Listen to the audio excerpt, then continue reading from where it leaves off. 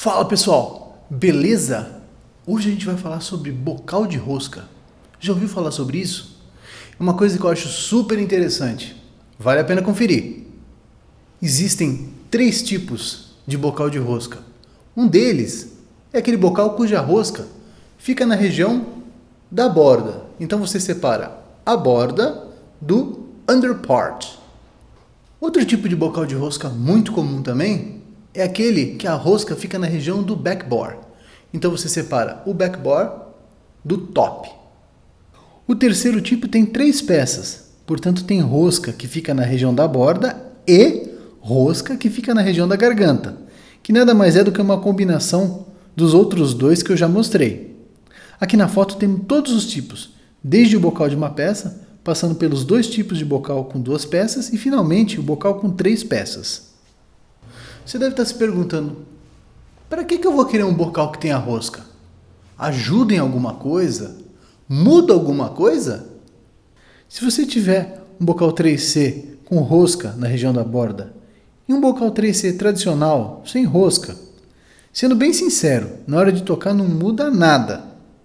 Mas você pode intercambiar as peças. Tipo assim, suponhamos que você gosta muito do conforto da borda do 3C, mas gostaria de outro timbre. Você pode usar essa borda em qualquer outro bocal que tenha mais ou menos o mesmo diâmetro.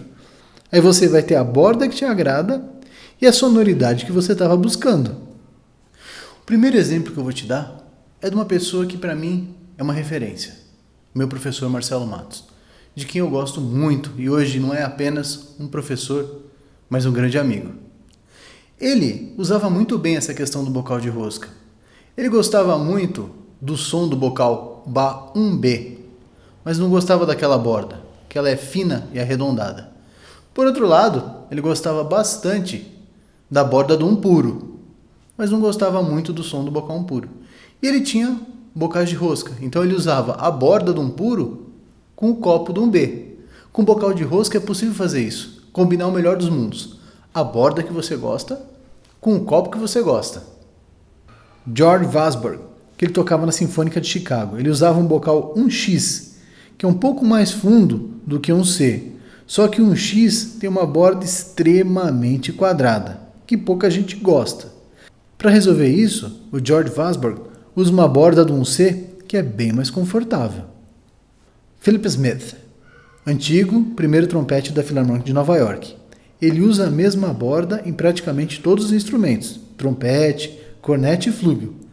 Inspirado nele, eu fiz a mesma coisa. Daqui a pouco, eu falo da minha experiência. Qual a principal desvantagem de um bocal de rosca? É a manutenção. Se você não limpar e não lubrificar direitinho, isso aqui pode travar. E às vezes trava tão feio que você precisa levar no luthier.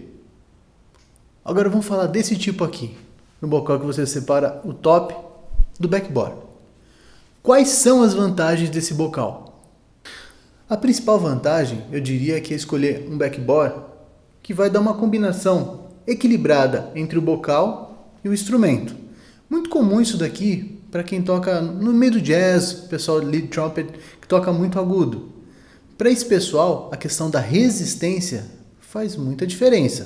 Se estiver muito preso, o agudo não funciona direito. Agora, se estiver muito livre, muito solto, também não fica legal. Então, o backbore é uma ferramenta muito importante na hora de maximizar o seu desempenho. Outra coisa legal disso daqui, se você trocar de instrumento, você não precisa trocar o bocal inteiro. Suponhamos, você estava com um instrumento mais apertado e comprou um instrumento mais livre. Muito provavelmente, aquele backbore que você usava no instrumento que era mais apertado, já não vai funcionar tão bem no instrumento mais livre. Vai ficar tudo muito livre. Então, é uma opção excelente. Você mantém o seu bocal, o seu top, aquilo que toca nos seus lábios, o copo, e troca só o backbore, para que fique uma combinação equilibrada entre o trompete e o top.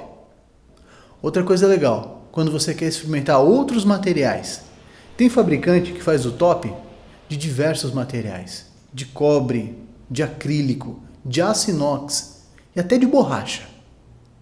aqui tem uma segunda limitação, além daquela que a gente já falou. Se por acaso a manutenção não for bem feita, isso aqui trava, igualzinho o outro bocal de rosca. Mas aqui também tem um segundo problema, que é o furo. É de se esperar que o furo aqui seja igual. Nesse caso aqui, por exemplo, tanto o top quanto o backbore tem um furo 24. Agora, se for diferente, vai criar um degrau. E às vezes você até consegue ver com o olho nu. Tipo, se o top tiver uma garganta 27 e o backbore uma garganta 24, eu não vejo muito problema, porque o degrau está para dentro. Agora, se for o contrário, tipo o top com garganta 24 e o backbore com garganta 27, aí a gente vai conseguir ver a olho nu o degrau que vai formar. Nesse caso, não dá certo. Para alguns músicos, esse tipo de coisa vai causar um chiado no som. Você até pode abrir a garganta de ambos, mas vai te limitar bastante na hora de comprar um novo backbore, por exemplo. Porque você vai ter que abrir a garganta do backbore para efetivamente experimentar. Evidentemente é o tipo de coisa que a gente quer evitar. Eu tenho 2 tipos de bocal com rosca, mas sinceramente para mim a parte mais importante de todas é poder usar a mesma borda em todos os bocais. Antes eu usava um Monete B1 no trompete, um Ba 1C no flugel e um Yamaha 14A4A no pico. Eu sentia muito desconfortável na hora de mudar de instrumento, especialmente no que se referia ao piccolo. Quando eu vi no encarte do CD do Philip Smith que ele usava a mesma borda, eu pensei comigo, para que ficar sofrendo? Eu vou fazer a mesma coisa. Aproveitando a expertise do meu sogro e do meu cunhado, na época eles tinham um torno CNC. Eu pedi para fazer uma cópia da minha borda do Monete B1 e fiz rosca em todos os meus bocais. Então atualmente eu uso a mesma borda do piccolo até o flugel. Eu sei que usar uma borda tão grande assim no piccolo não é uma ideia muito inteligente. É lógico, me cansa muito mais do que se eu usar uma borda menor. Mas eu tenho um conforto muito grande na hora de passar do instrumento para o outro. Não tenho mais aquela dificuldade de sair do piccolo, ir para o trompete, ir para o flugel. Ficou tudo muito mais fácil. Então, entre a facilidade no agudo e o menor cansaço no piccolo, eu deixei um pouco de lado e optei pelo conforto e a facilidade de mudar do instrumento para o outro. Faz uns 10 anos já que eu estou fazendo assim. E eu tenho gostado bastante. Espero que você tenha achado esse conteúdo interessante. Muito obrigado e até a próxima.